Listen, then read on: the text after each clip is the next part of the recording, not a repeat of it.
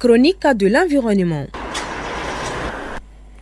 Dans le cadre de sa feuille de route, la délégation spéciale de la mairie du district de Bamako sous la direction de Bala Traoré s'attaque à un défi de taille, l'assainissement et l'embellissement de la capitale. Ces initiatives visent non seulement à améliorer le cadre de vie des habitants, mais aussi à transformer l'image de Bamako en une ville propre et accueillante.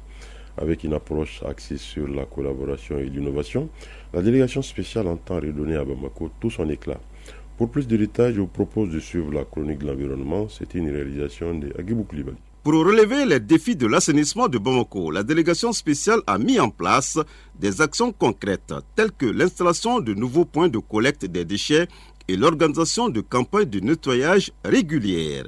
Des brigades de nettoyage et des programmes de recyclage sont également mobilisés pour réduire les décharges sauvages et encourager la valorisation des déchets. Bala Traoré, président de la délégation spéciale de la mairie du district de Bamako. Il y a ce que nous-mêmes nous avons fait comme mairie, il y a ce que nous avons fait en collaboration avec les autres, il y a ce que nous avons fait avec la participation même des citoyens.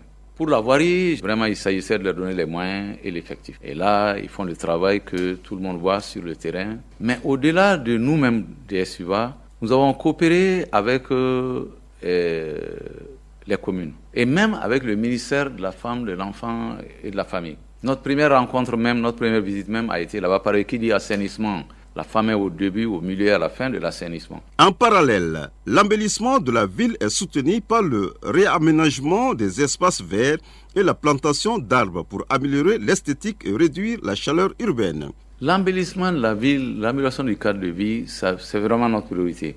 Nous avons identifié donc certains grands ronds-points et carrefours. Nous allons commencer avec 3, notamment Sokolo en commune 6, Square Lumumba et Boujiba à la CI. Et là où nous sommes, nous avons ciblé un autre square à l'entrée du 3e pont, là où est la statue du général Soumaré. Nous sommes en train de travailler là-dessus. Si vous avez regardé, vous observez, les clôtures sont déjà là pour isoler et permettre aux gens de travailler. Et nous allons mettre des gazons, remettre tout à neuf. Ça prendra du temps, ça a un coût aussi. Mais c'est un engagement que nous avons pris. Ces initiatives bénéficient du soutien de partenariats avec des entreprises et associations locales qui apportent ressources et expertise, renforçant ainsi l'impact et la durabilité de ces actions. Parallèlement, dans les quartiers, nous avons fait en sorte que chaque fois que les citoyens font appel à nous, nous disant par exemple, nous avons curé le caniveau, mais s'il vous plaît, les déchets sont là, aidez-nous à les évacuer. La population a participé, les jeunes de certaines communes se sont investis volontairement. Et donc, si d'autres veulent s'investir,